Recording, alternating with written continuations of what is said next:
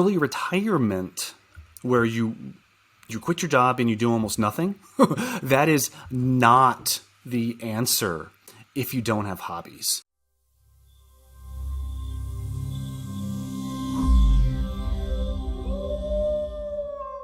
Welcome back to another episode of the Wolf Podcast, of course, the world of learning finance. I'm your host, Gav Blacksberg. As always, you can find me on Twitter at wolf_financial. Today, I have a guest that you may have seen on some of my Twitter spaces, but if you haven't, you've probably seen them all over your timeline. We welcome Steve Steve Adcock to the pod. Steve, for a little bit of background on him, he achieved financial independence at 35, lives in an off-the-grid house in the desert, and uses a lot of his daily time to really just help give back and educate, I would say, a ton of people in the finance Twitter community, among others. Steve, welcome to the pod. Pleasure to have you on. Thanks for having me. I've been looking forward to this. Me too. So let's dive right into it. You know, people see your profile on Twitter, right? 120,000-ish followers, verified.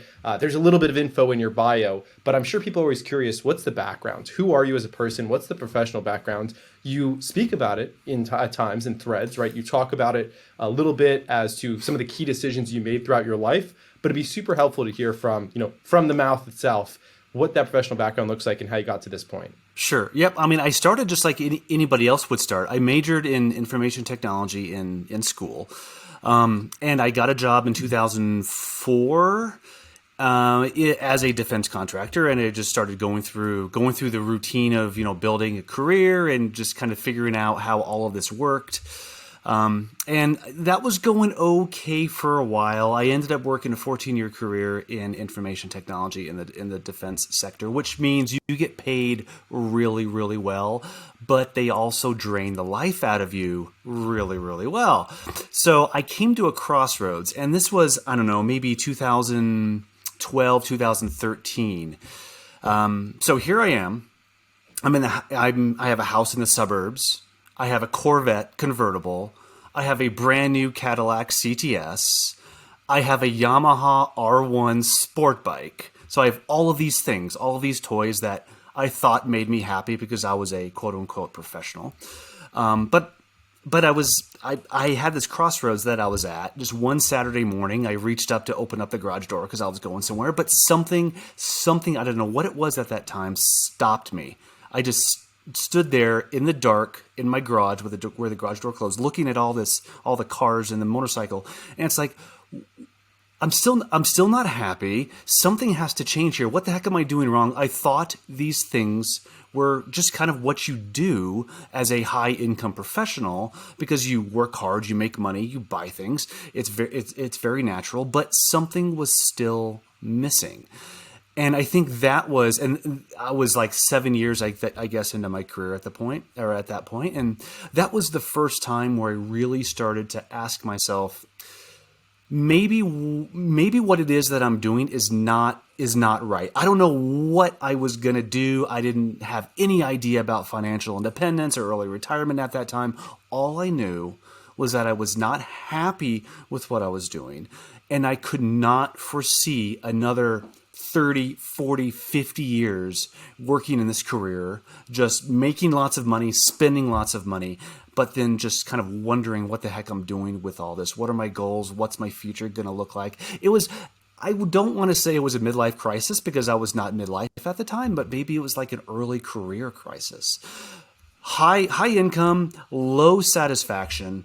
I mean, what do you do from there? There's lots of different paths that you can take, and we'll get into some of that, I'm sure, in this podcast. But that was like 7 years into my career was really that turning point where I started to ask myself some serious questions that I did not allow myself to acknowledge, I guess, in the past. And that was a big problem too. So you start asking yourself these questions. Walk me through the next 3 to 6 months after you start asking yourself. Well, really, I didn't put the pieces into place yet. I knew what the problem was. I didn't necessarily know what the solution was. But that realization that I was not happy and I could not foresee a 50-year career doing this, that really allowed me to, it really opened my eyes a little bit in regards to what else is out there and what else I could be doing. quite frankly, I was seriously considering quitting my high-paying IT job to be a truck driver.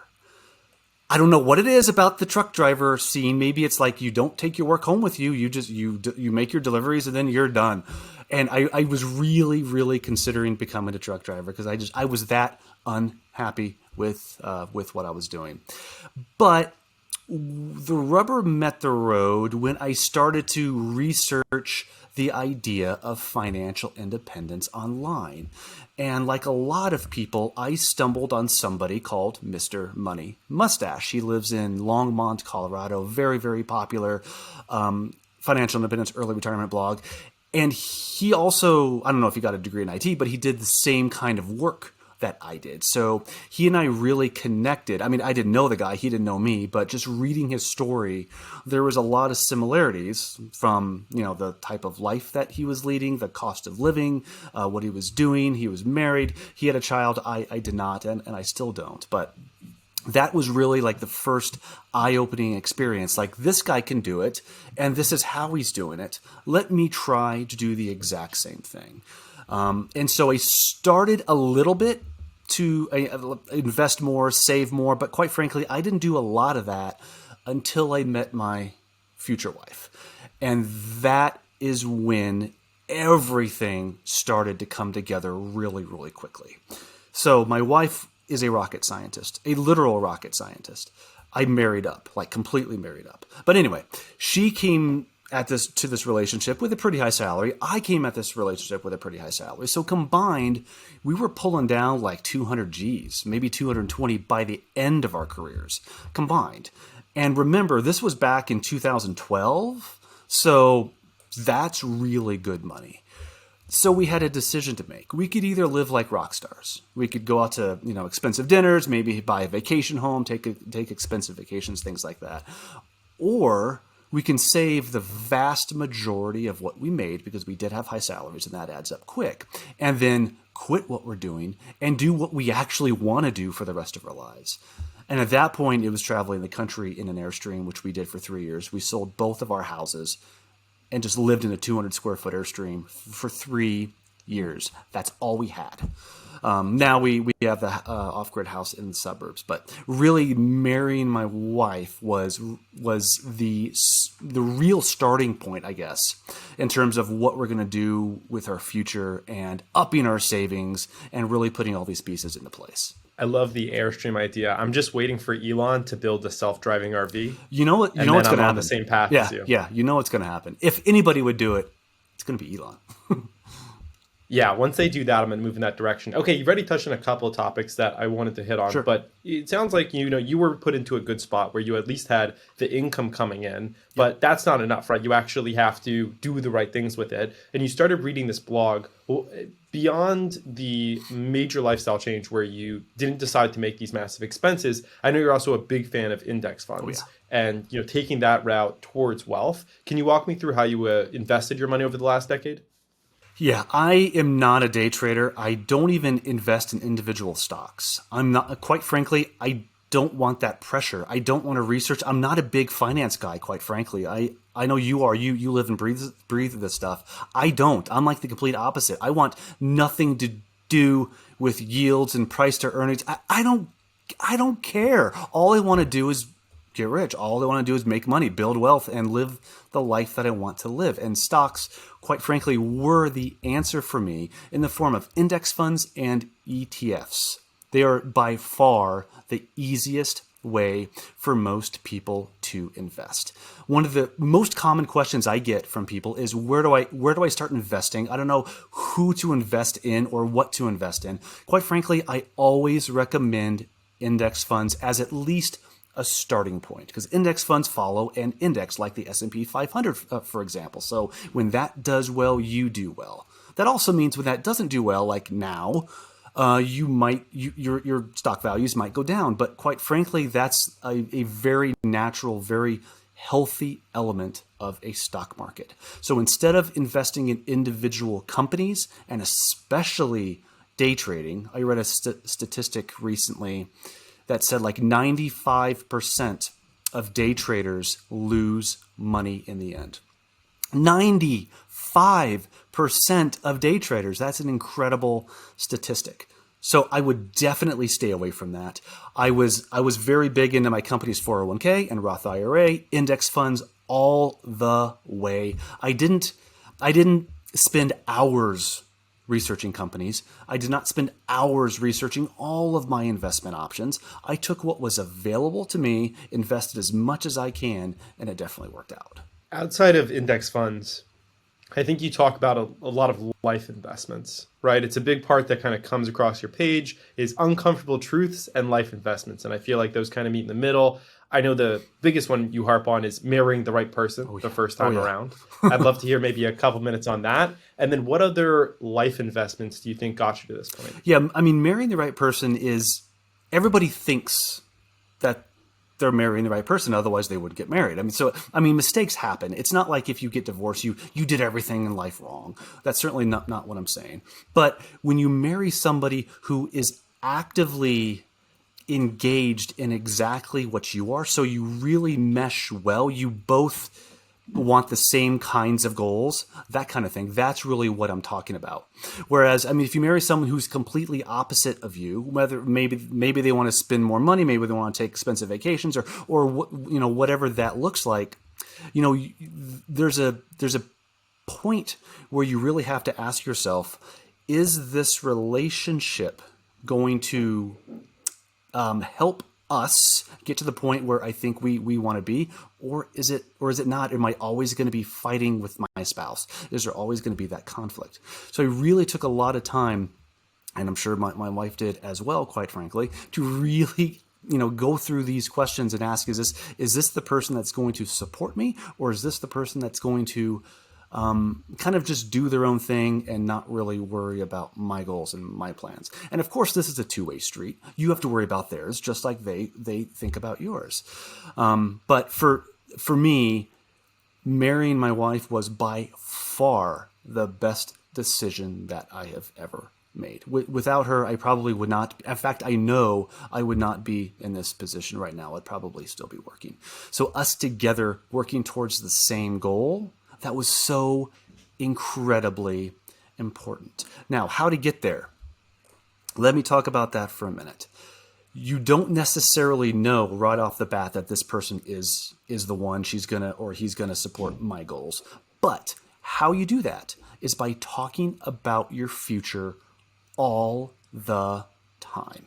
Back when we were working full-time jobs, before we got married and also shortly after we got married, we after dinner every single night, we took our dogs out for a walk around the neighborhood and we just talked about our future, talked about what we wanted it to look like. And that really helped us not only put the pieces into place in terms of like money and how much we needed to spend or save, or how much money we're going to need before we can call it quits, but it also kept that goal, that future goal in the forefront of our minds every single day. So we were always thinking about it and getting onto that same page by talking and walking and talking about our future. That was so unbelievably critical to making sure that this is the right person for me.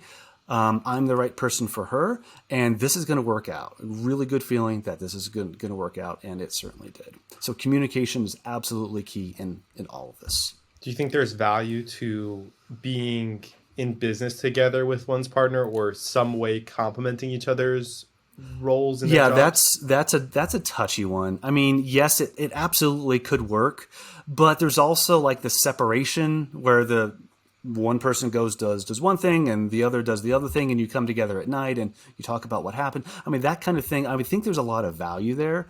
I mean, fortunately for us, it worked out. It worked out well. I mean, we don't have this huge burgeoning business. We've already made our money and we're financially independent. We don't really have to do that now.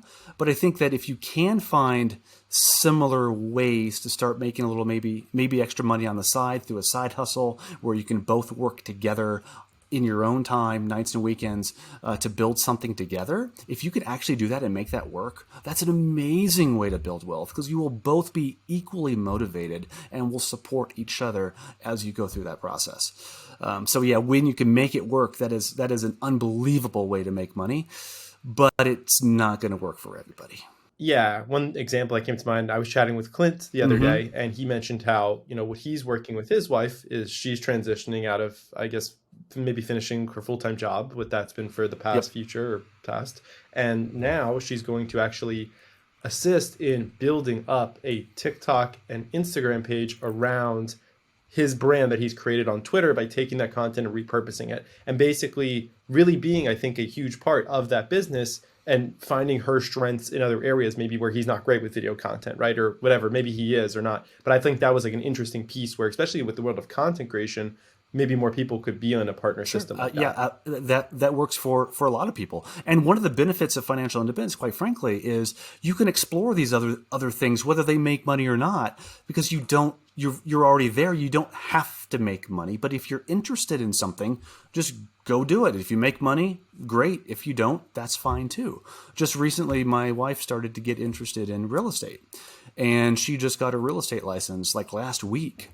And that's something that, if she sells a few things here and there, that's great. But if she doesn't, it doesn't matter. She still got her license. She still went through the entire process, and she's doing it. She's trying it. And to me, that is the magical aspect of achieving FI. You don't just go and work your 9-to-5 job, then come home and just do what you want in your free time. You get to spend the majority of your time doing whatever it is you want, and you don't have to make money with it. That is just such a freeing position to be in, I think. I'd love to dive just a little bit further into that, because I've seen you tweet about that, right? You've tweeted, me being, retired doesn't mean I don't work anymore. It just means I don't do things I don't want to do. How do you find, I guess, what you want to do? Because for me, it's like, I hate idle time. I think I share this with a lot of people. I just hate idle time. You've seen it. I'm on Spaces 10 hours a day. The other hours I'm doing podcasts or other stuff. I finished my work yesterday on a Saturday at 6:30 p.m. and I felt like absolutely useless. I was like, where's the more work? Like, I should have more hours of work here. So how do you find that brain and mentality? Yeah, you can take that too far, and I know exactly what you're talking about, because sometimes I'm that way too. If I'm just sitting there doing nothing, I feel like I'm unproductive. I'm a lazy bum, and what am I doing here? It doesn't happen often, but it does happen. So I completely understand that. But I think early retirement, where you quit your job and you do almost nothing, that is not the answer. If you don't have hobbies, that is not the answer. If you don't have things to do, things that you're looking forward to doing at the end of your workday. That's why, quite frankly, after you reach the point of early retirement and you do decide to quit your job, what are you going to be doing? It's probably going to be your hobbies. And if you don't know what those are, I would really advise you not to even consider early retirement until you do. Financial independence, yes, because that gives you options. But don't even think about quitting your job unless you have something really tangible that you're going to do after. So I really encourage people to start getting their feet wet before they quit, before they retire, because that's going to tell you, what things that you might be interested in doing and the things that you probably will continue to do at the point where you don't have a full-time job, and that's just what you do. Those hobbies turn into almost a new career for you. So for me, it was a lot of writing. So I write for different publications online occasionally, like Forbes and CNBC, just occasionally, nothing regular. I do a lot of tweeting, and those are the things that I liked to do before, and I've just ramped that up now that I don't have a full-time job. So that's a very, I think, critical element in this whole picture. Really have a good idea, and I mean a really good idea of what you're going to do when you have the entire day to fill by yourself. Let's speak about Twitter there for a second, since you mentioned that being a bigger part of your day. I believe you started your Twitter as a journalist. Is that correct? Yes and no. That's mainly what I was doing before. So that's ultimately how I got verified on Twitter. For this account, Steve on Speed, I actually started that way back in like 2009. At that point, I wasn't doing writing. I was just, working and spending. And I actually revived that account in 2019 after I sold my blog, which was pretty big. Totally should have changed the name from Steve on Speed because that confuses a lot of people. I'm not on speed. I don't do drugs. That was a reference to me driving a Corvette and a Yamaha R1 sport bike. So anyway, way too late to change the name, but that's kind of how that happened. But yes, once you're verified, it's done, right? Exactly. I'm not touching it. It's just it is the way it is. Okay, so walk me through kind of reviving this account in 2019. What type of content you were putting out, and then how's that content changed over the last couple of years? Because clearly your account's been escalating. Yeah, I think the important element in growing on social media is having a very confident, forceful voice. And I've done this a lot. Now, I was just thinking about this a couple days ago. In 2019, after I revived my account, I started to tweet more about personal finance because that's what my blog was about. And I told myself, I'm not going to be like everybody else on Money Twitter. I'm not going to tweet these controversial tweets and these platitudes just for engagement. I'm better than that. I'm not going to do that. I'm never going to do that. So for a while, I really doubled down on what I call authority type tweets, where you go into a lot of the nuance of personal finance and not being very controversial, trying to be liked by everybody. And guess what? It didn't work. And when you do want to give back, when you do want to actually provide a valuable, influence on social media, guess what? Whether you like it or not, you're going to have a platform. You need an audience of people listening to you because it's no fun to tweet into a void. It's just not. There's no point in doing that. So how do you grow your account with a strong voice? Well, you kind of have to be a little bit controversial because that is what's going to get the eyeballs on your account. And that's what's going to get them to share your content on Twitter, but also on other platforms as well, like Instagram. And that is where you really get people following you because of the controversial tweet. But then you can tweet in between all the controversies. That's where you really dive into some of the meat and potatoes of personal finance. That's where you actually educate your audience. So there's two different things at play here. It's grabbing new audiences, and that happens with controversy, maybe stirring the pot a little bit. And then the other element is after you have that audience, this is where you actually teach that audience with more authority type tweets. So I try to mix and match the two where I'm getting more people in, but I'm also educating them with highly valuable, at least in my opinion, tweets. How do you come up with the content, whether it be authoritative or controversial? I spend a lot of time reading other profiles on Twitter. I have a Medium subscription. I get a lot of ideas there. I mean, the ideas are really almost limitless. If you do watch the news, which I don't, you can get some ideas there depending on the type of account you have. But what I like to do, and this is like a growth hack for me, I guess, is I like to look back at some of my past tweets and see which ones did the best. Some are just going to fall flat out on their face and just ignore those. But the tweets that really did the best, try to repurpose those. So you're not necessarily tweeting them, exactly, but tweet them with like a spin or something. So you're not retweeting a tweet that already exists. You are designing a new tweet that's around something that worked, a concept that worked in the past. And for me, that really revolved around threads. If you can master threads, guess what? You're going to grow by leaps and bounds. I've had some threads that have gotten me 10,000 followers just by that one thread. You interviewed Clint a few weeks ago, and he had a wildly viral thread on Excel, I think, and that got him like 30,000 followers in, I think, 2 days, which is incredible. So writing threads is hard. It really is hard. It takes way more time to do. But if you can master that element of thread writing, that is going to get you to grow by leaps and bounds. Is it just like any other skill? It just takes practice? Just takes practice. Yep. Look at what other accounts are doing. Look at some of these viral threads and really ask yourself what made them go viral. And a lot of the time, it's that first tweet. It's the opener. That very first opening tweet. You could have the best thread ever with so much value. But if your first tweet sucks, no one's going to click on it. No one's going to read the rest of your tweet. No one's going to like it. No one's going to retweet it. So really spend a lot of time. I've spent as much time on the first tweet as I have on the entire body of the thread before.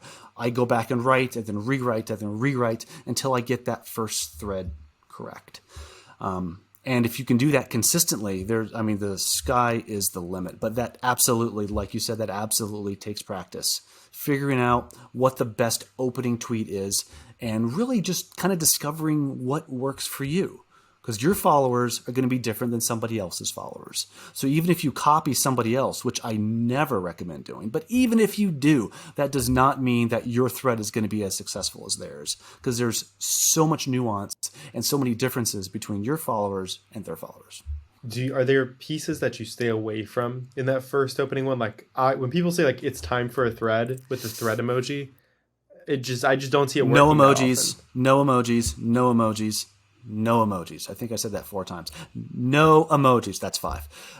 And I used to, a couple years ago, I used to write thread at the very end of the first tweet. So I'd have my tweet headline, right? Yeah. And then carriage return, thread.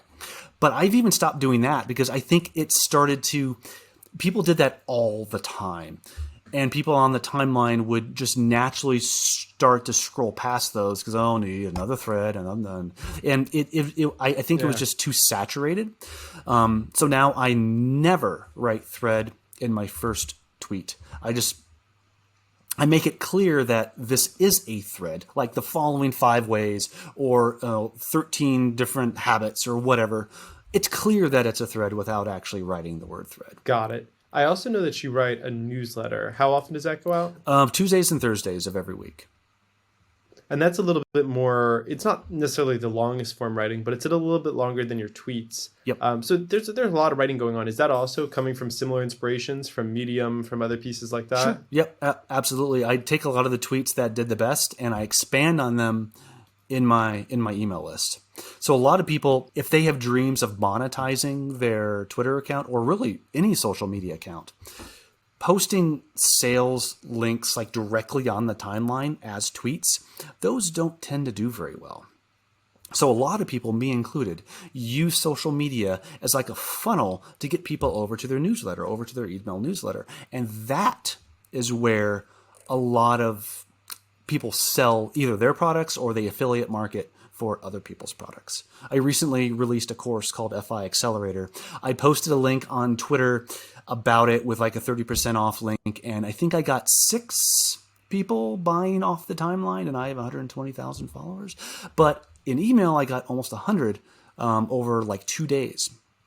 So I think if you really, if your dream is to make money, understand that email is a much, much more lucrative way to monetize your social media than posting those sales links, those sales tweets, those sales posts directly on the social media platform itself. Yeah, definitely. What I've been doing lately is I use Tweet Hunter. I assume you do too, probably. And whenever any of my posts hits 100 likes, it auto plugs my newsletter. And it literally just says, if you like this tweet, you'll love my newsletter. And then it just auto plugs it. And I only started doing that about 2 weeks ago. And I got like 500 new subs just from having it plugged in. It's so easy. I do the exact same thing. I think my threshold's like 175 or something. But yeah, it's automatically done. I have almost 10,000 people on my email list now, and I started with 0 like 6 months ago or something like that. So, and that's another thing with viral threads. You're not only going to get followers, but you're going to get a lot of email signups. I've gotten 200-300 email signups in a day just because of a viral thread. So there's so many benefits to going viral on the Twitter platform. But yeah, that's just with Tweet Hunter or with any other social media platform. I think like there's Hype Fury, I think, and maybe a few others. They have the ability to just auto plug something, and you just set the threshold, and it happens automatically. You don't have to lift a finger. It's great. It's just great. What's your main goal with your Twitter account? I've given that a lot of thought, and a lot of people ask me that. And quite frankly, I really do want to be a positive influence when it comes to money. That is the bottom line. I want to be the name or one of the names in money Twitter that people look to for sound, powerful financial advice. That's really what it is. A lot of people out there are out there just to make money, and that's great. I don't disparage them at all. But I've already done that. I mean, yeah, more money is great, like beer money. That's great. I'll never turn that down. That's effectively why I designed my course, and I'm selling it just for a little more beer money. But frankly, it's more of the positive money influence, and just to get as big of a following as I can. Maybe go on more podcasts and radio shows and maybe TV shows. I don't know. I don't exactly know what that looks like, but that's kind of the road that I'm on now, and we'll just see where it takes me. Yeah, Twitter's definitely an exciting place. There's a lot you can do with having a platform. Yep. There's so many people that you can meet, and Twitter is a social media platform. It's not just a place for you to send out tweets and that's it. I mean, a lot of people do that, but if you use the tool correctly, you can meet a lot of really interesting and really powerful people, really rich people that you can learn from and elevate your life because of the things that you learn on Twitter. You just have to know how to use it right. How much commenting do you do per day on other people's posts, or basically like attempting to engage outside of your, own hub? I used to do more. Now 5 or 6 comments a day, maybe. I mean, I read when I send out a tweet and people comment. I read every single comment. I won't necessarily like or comment back because there's only so many hours in the day, but I absolutely read everything. But there are a few accounts that I like to comment on. And what I do is I use actually Tweet Hunters. They have a little feature where you can just put in a collection of accounts that you want to comment on, and you just go to that page. It'll pull up their latest tweets with a little comment box. This is off the Twitter platform. This is directly on Tweet Hunter. And you can just go down the list, and if you want to comment, you just comment and just keep going down. It's very easy. It's very simple. So every morning I pull up that page and go down the list of these accounts and see what they tweet. And if I could comment, then I will. I won't comment on everyone, but if there's something that I can provide some kind of value to, that's an easy way to get into the habit of commenting on other people's tweets without having to dive through your entire Twitter timeline to find the accounts that you're looking for. Now, Twitter does have a list feature where you could set that up, but I since I'm using, it includes all their retweets, all their comments, everything, and Tweet Hunter just gives you their tweets. Exactly. It's much more streamlined. Yeah, the list feature on Twitter needs a little bit of help, no doubt. Okay, interesting question for you. You've been doing more of them with me. What are your thoughts on Twitter Spaces and how they accentuate the platform? Yeah, that's a really cool way to not only engage but also to grow. Especially the bigger you are, the higher up in the list of accounts you'll be in the group of listeners to a space. So you do a lot of spaces, and sometimes I'll join them, and I'll be almost right up at the top because of my follower account. I may not be at the very top because a lot of people have more followers than I do. And verified automatically comes at the top. Oh, okay. See, I didn't even know that. So that's great.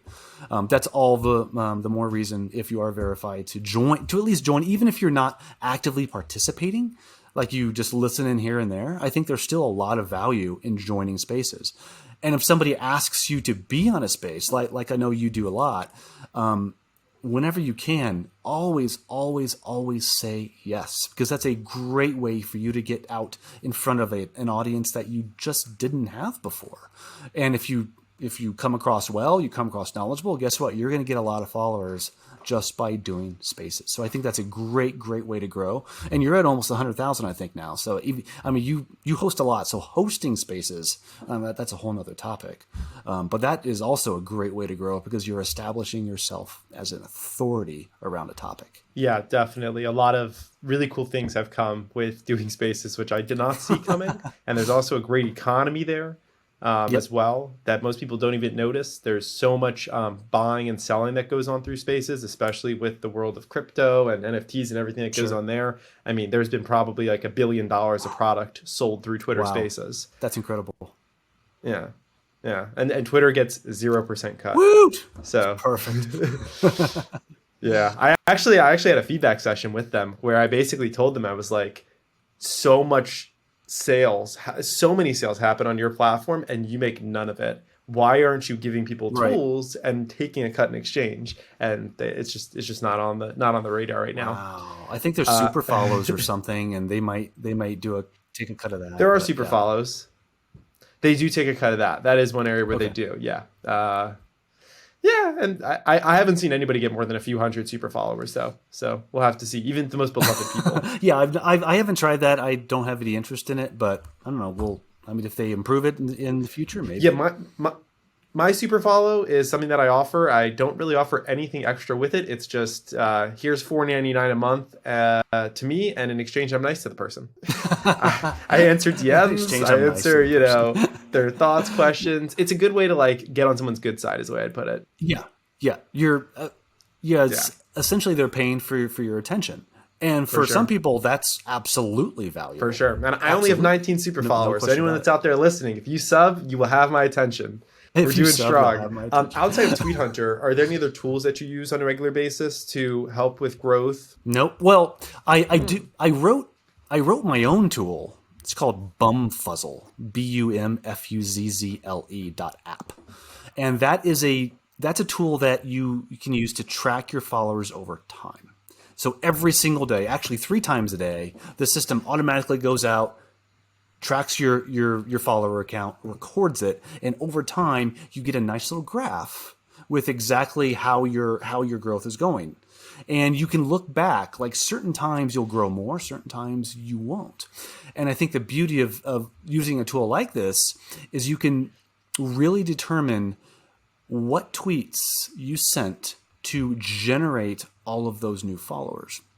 So if you grew a lot last week and you didn't even realize it, like maybe last week Tuesday, you saw this big spike. Okay, great. So you might go back in your profile, take a look at what tweets you sent out on that Tuesday and say, "Oh, this one really worked. So what if I take that same tweet, maybe tweak it a little bit and send it out again? Am I going to get another influx of followers?" Sometimes that works, sometimes it doesn't. But just having the tools, having the knowledge around you that's freely available to you.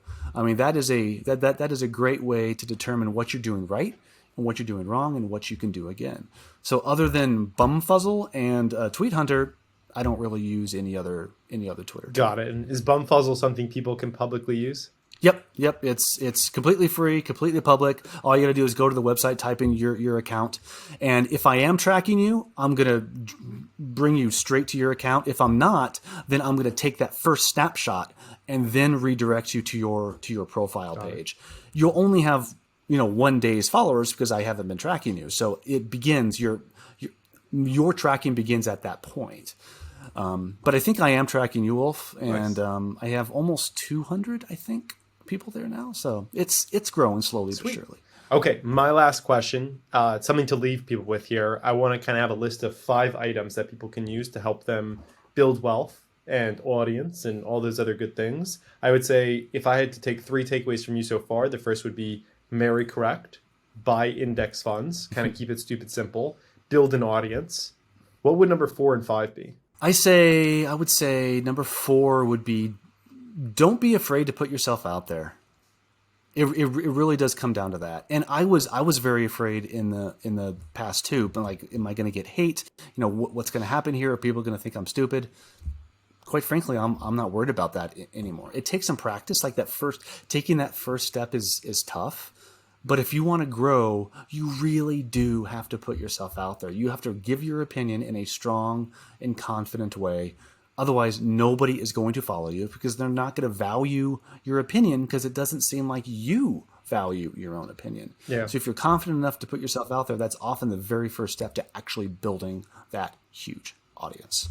And I would say number 5 is, and this might be number 1, quite frankly, have a goal, have a purpose in life, where you want to be in 10 years, in 20 years. Once you understand that, it's way easier to put the pieces into place in terms of how to get there. But if you don't have a goal, if you don't have anywhere to go, if you don't have a purpose, then quite frankly, you're just going to be going through life robotically. And that's what I was doing for the first half of my career. I was just earning money, then spending money, and then earning money and spending money. I had no purpose, no goals, no nothing.